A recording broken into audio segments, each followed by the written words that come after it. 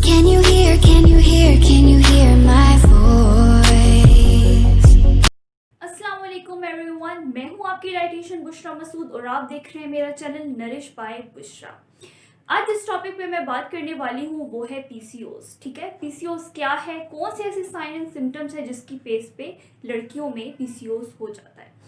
तो चले हम पहले डिस्कस कर लेते हैं कि पीसीओएस होता क्या है।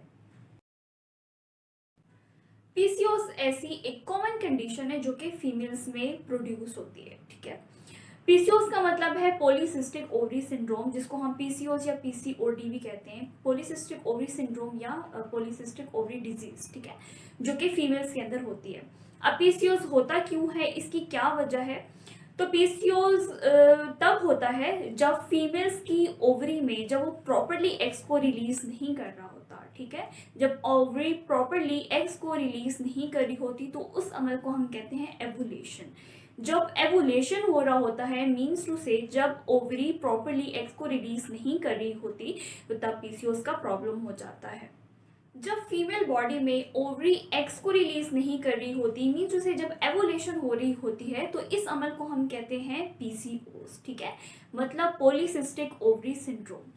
तो जब पॉलीसिस्टिक ओवरी सिंड्रोम हो जाती है तो उससे क्या होता है कि आपका जो हार्मोनल बैलेंस होता है वो इम्बैलेंस हो जाता है। मतलब आपको हर मंथ इरेगुलर पीरियड्स आते हैं, मतलब आपके जो पीरियड्स हैं वो इंटरवल्स पर नहीं आती, जैसे हर मंथ आपको रेगुलर पीरियड्स नहीं आते, आपको इम्बैलेंस पीरियड्स आते हैं। जब पीरियड्स की इरेगुलरिटी हो जाती है तो इस अमल को हम कहते हैं कि आपको पीसीओएस हो जाता है। ठीक है, अगर आप में ये सारे सिम्टम्स मौजूद हैं, मतलब अगर आपको हर मंथ प्रॉपरली आपको रेगुलर इंटरवल्स पर पीरियड्स नहीं हो रहे, ठीक है, तो हो सकता है कि आपको पीसीओएस का मसला हो, लेकिन ये लाजमी नहीं है कि आपको पीसीओएस का मसला भी हो सकता है। अब इसका जो मेन कॉज है, ठीक है, जब फीमेल रिप्रोडक्टिव हार्मोन इम्बैलेंस हो जाते हैं तो पीसीओएस हो जाते हैं। ठीक है, तो अब हम इसी कॉजेज के बारे में बात करते हैं कि ऐसे क्या कॉजेज हैं जिसकी बेस पे पॉलीसिस्टिक ओवरी सिंड्रोम फीमेल्स में हो रही है। ठीक है, तो सबसे पहले हम बात करते हैं इंड्रोजन लेवल की। जब इंक्रीज हो जाते हैं इंड्रोजन लेवल या टेस्टोस्टेरोन लेवल इंक्रीज हो जाते हैं फीमेल बॉडी में तो पीसीओएस हो जाता है। नंबर 2 पे हम बात करते हैं कि इंसुलिन की रेजिस्टेंस हाई हो जाती है तो जाहिर सी बात है पीसीओएस हो जाता है।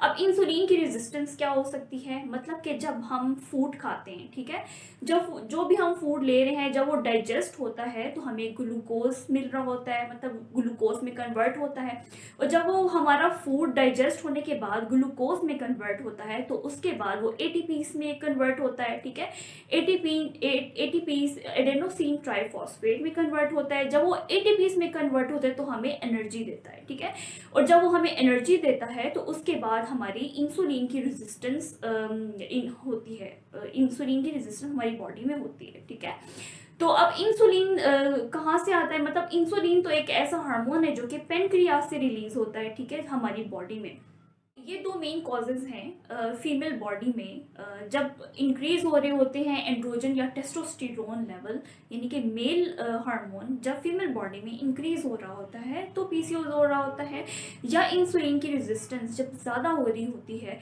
तो जाहिर सी बात है फिर पॉलीसिस्टिक ओवरी सिंड्रोम हो सकती है। अब इसके सिम्टम्स क्या हो सकते हैं, मतलब इसके आगे क्या वजूहत है जिसकी बेस पे polycystic ovary syndrome female body में हो रही है। ठीक है, तो चलिए हम पहले सिम्टम्स की बात कर लेते हैं।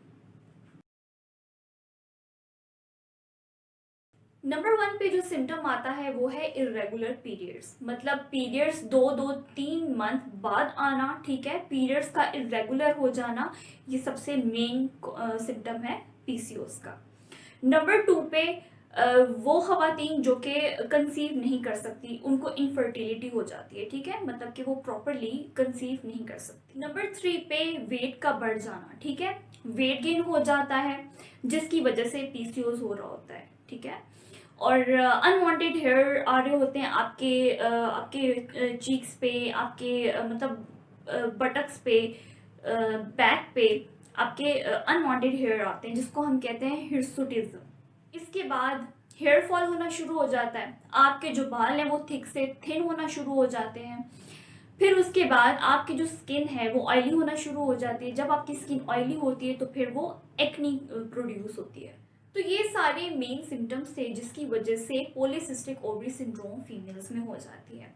तो आपको घबराने की बिल्कुल भी ज़रूरत नहीं है, बिल्कुल भी परेशान नहीं होना, ठीक है। अगर ये सारे सिम्टम्स आप में मौजूद हैं तो आप फौरी डॉक्टर के पास जाएं और इस बारे में उनसे डिस्कस करें।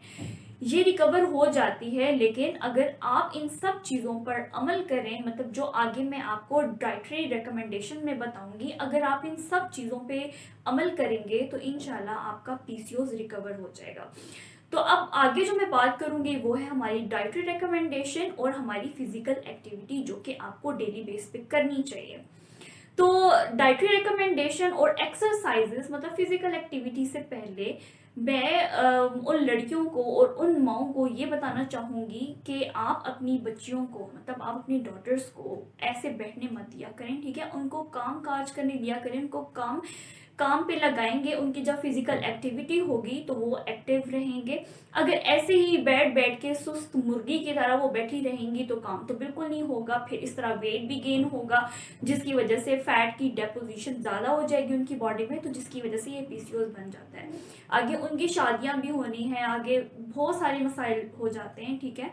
तो उन सब माओं से मेरी यही रिक्वेस्ट है कि प्लीज़ आप अपनी बेटियों से काम करवाया करें, जिसकी वजह से उनका जो फिजिकल एक्टिविटी है वो भी पूरा होता रहेगा। तो चलें अब मैं सबसे पहले डाइट के बारे में बात करती हूँ कि कौन सी ऐसी डाइट लेनी चाहिए जिससे पीसीओएस रिकवर हो जाता है। तो अब डाइटरी रिकमेंडेशन के बारे में बात करते हैं, ठीक है।